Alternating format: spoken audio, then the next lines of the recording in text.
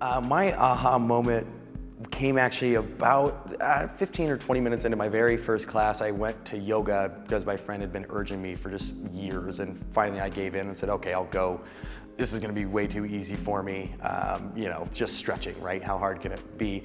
And then it was a heated class, and I had never felt anything like it before. And I remember looking down at my left forearm. We were holding forearm plank, and I looked down and I said, kind of mentally in my head, I've never actually seen that much sweat on my forearm. And then I was like, well, okay, something's going on here. I might be onto something good. So that was kind of my aha moment, and then went to studio for the next 7 days, signed up for membership, and now here I am.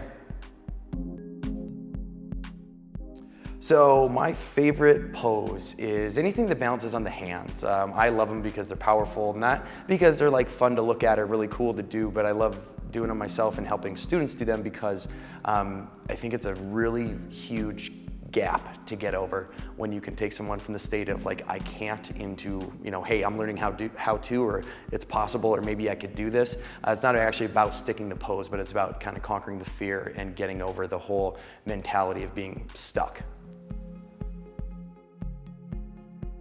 The hardest Sanskrit pose to pronounce, you hear it called pyramid pose a lot. In some lineages of yoga, they call it Dandayamana Vipaktapada Janushirshasana, which is more than a mouthful and more than I ever need to say to describe the pose, I think. If I weren't a yoga teacher, I would, I don't have any musical talents, but I would desperately try to be some sort of a rock star. I don't have the qualifications, but that's probably what I'd go for.